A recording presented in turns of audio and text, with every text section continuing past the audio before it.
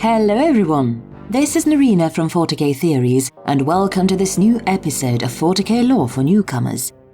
For this episode, nominated on Patreon by Alpha Eridani, we will be taking a brief look at the Drukhari.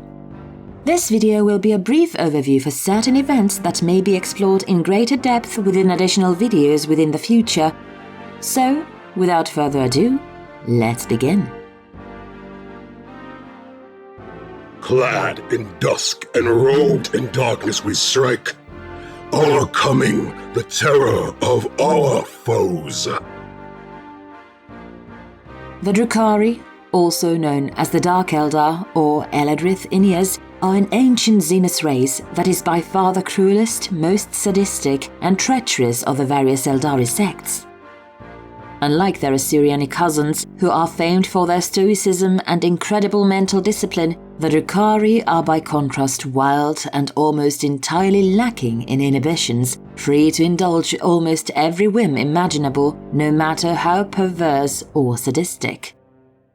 Indeed, the Drukhari are known to take great pleasure in inflicting pain and suffering upon others and are extremely creative when it comes to their cruelty. To this end, the Drukhari frequently launch raids against isolated settlements in order to bring scores of slaves back to their home realm of Camorra. These slaves are then subsequently bartered, tortured, subjected to twisted medical experiments, forced to fight for their captors' amusement, mutilated into grotesque works of art, or, if an individual is fortuitous enough, simply slaughtered. But this need to torment others is said to be fueled by a darker need, for it is believed that by inflicting pain and suffering upon their victims, the Drukhari are in fact preventing the chaos god Slaanesh from devouring their very souls. Regardless, whenever the Drukhari make their presence known, one would do well to pray that they don't take you alive. There is a very good reason why so many of the galaxy's cultures and societies are afraid of the dark. The origins of the Drukhari can be traced back over 20,000 years ago to a period that would in time come to be known as the Age of Dark Genesis. Thanks to their society becoming increasingly automated, the Eldari were free to indulge in various passions and pursuits, which over time would become focused on the pursuit of hedonistic indulgence. The future home of the Drukhari race, the city realm of Camorra, was initially established as a nodal port and way station within the depths of the Webway, the subspace network utilized by the Eldari in order to rapidly traverse the vast expanse of the galaxy, prior to Eldari society being completely subsumed by the ever-increasing number of pleasure cults. These cults steadily grew more and more degenerate in their debauchery, with carnal pleasures and narcotic indulgences rapidly escalating to brutal pit fights and even the wholesale slaughter of innocent men, women and children, with every corner of the Eldari dominion, including that of Camorra, gradually becoming infected by this pandemic of perversion. Little did the Eldari realize that their actions were slowly generating a dark reflection within the depths of warp space, which would ultimately result in the creation of Slaanesh, the chaos god of excess, pleasure, and pain. While the awakening of Slaanesh brought the downfall of the Eldari dominion, the denizens of Camorra, thanks to their domain being situated within the depths of the Webway, remained mostly, though not entirely, unaffected by Slaanesh's birth, surviving while the souls of countless billions of their kin were consumed by the Chaos God when she took her first breath. As a result, while many of the other surviving Eldari sects, such as the Assyriani, were forced to undergo a complete cultural reformation in order to help steer their race away from the path that drove them to the very precipice of extinction in the first place, Drukhari society, by contrast, continues to operate in a manner similar to that of the ancient Eldari Empire at its most perverted height, with Camorra effectively serving both as a proverbial time capsule as well as the last vestiges of what was once the preeminent galactic superpower. When those within Camorra realized that the rest of the Empire had fallen, a series of violent conflicts erupted throughout the Dark City as the surviving highborn of the old aristocracy and the remnants of the solar cults sought to assert their dominance over one another, with the latter ultimately being put down by the former. However, the balance of power would shift exponentially thanks to the efforts of a low-born slave named Astrubel Vecht, the founder of an organization known as the cult, later Cabal, of the Black Heart.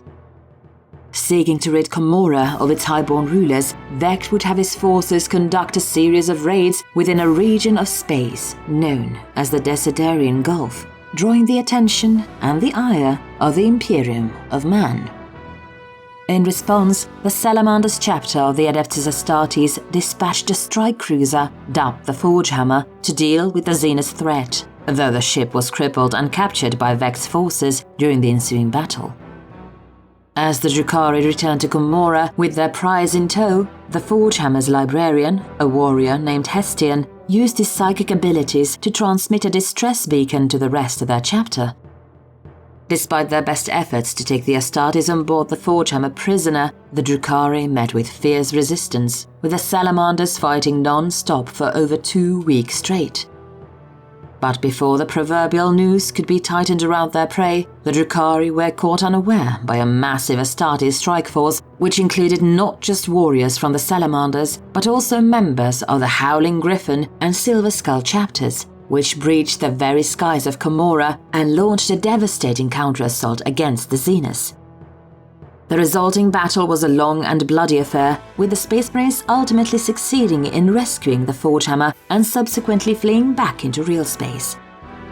Commorragh's ruling nobility was left utterly devastated in the wake of the Space Marine assault, creating a power vacuum that Astrubel Vecht was able to quickly and decisively fill. Vecht has maintained his stranglehold over the entirety of Commorragh ever since, continuing to serve, despite the best efforts of his rivals, as the de facto ruler of the entire Drukhari race.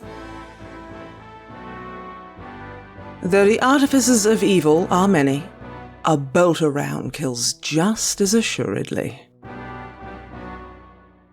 Being one of various Eldari sects, the Drukhari, like all Eldari, are tall, lithe humanoids sporting an appearance that can best be described as elf-like. However, thanks to various societal and environmental factors, the Drukhari boast a number of key physiological differences that set them apart from the other Eldari. The first of which is that the average Drukhari boasts an extremely pallid, almost corpse-like complexion, a trait brought about by Commorragh's lack of natural sunlight. The second is that the Drukhari are physically stronger than most other Eldari, in addition to boasting heightened reflexes and keener senses, said to have been sharpened to the point of paranoia. But while the Drukhari may on average be stronger and faster than other Eldari, their psychic potential by contrast has been allowed to atrophy, due to the fear that psyches, and by extension their powers, could attract the attention of Slaanesh. As a result, the use of psychic powers within Commorragh is punishable by death. Despite these key differences, it is presumed that in all other aspects, the Drukhari are otherwise biologically identical to other kinds of Eldari, or at the very least sporting minor genetic differences. Due to the violent nature of Drukhari society, as well as the frequent losses incurred during real space raids, the majority of Drukhari are not born, but are instead grown within amniotic vats. While most of these vat-grown Drukhari are destined to toil away in obscurity as slaves, those who prove to be skilled fighters will be conscripted into the service of a cabal, where they become known by the derogatory term half-born. Conversely, those Drukhari who are born naturally, known appropriately enough as trueborn, are able to attain incredible levels of prestige and respect, and as a result are the only ones truly capable of ascending through the ranks in order to reach the uppermost echelons of Commorran society.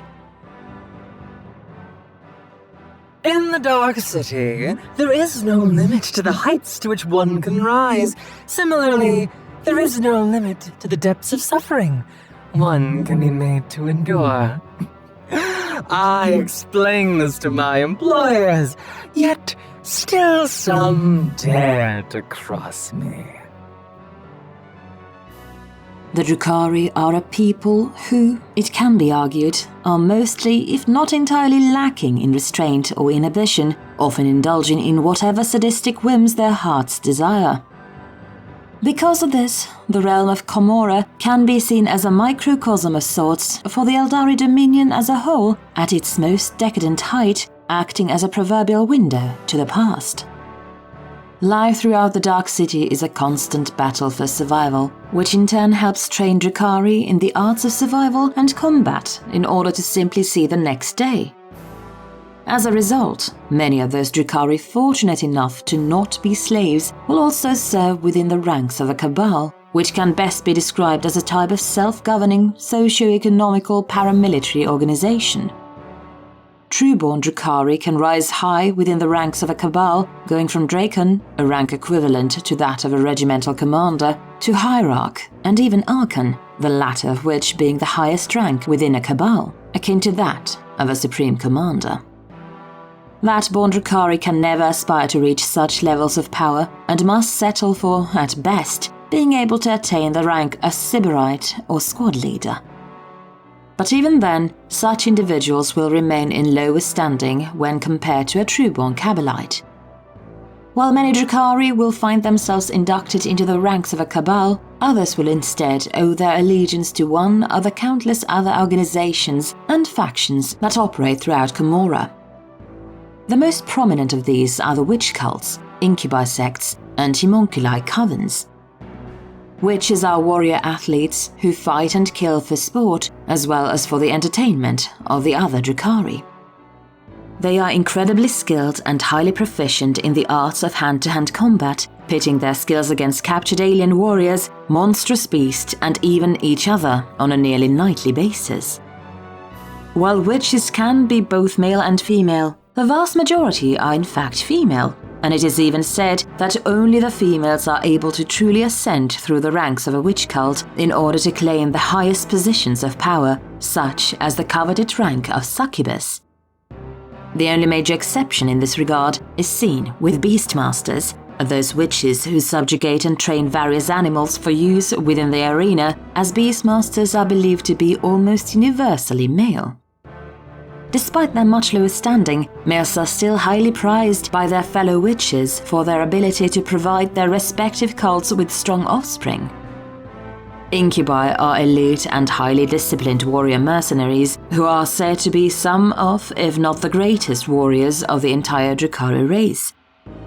According to legend, the Incubi were founded by none other than the fallen Phoenix Lord Ahra, the first of the Asuryani striking scorpion aspect warriors. Incubi are perhaps most commonly seen serving as part of an Archon's retinue or acting as bodyguards to other high-ranking Drukhari, often alongside other mercenaries such as the serpentine Slith or the parasitic Medusae.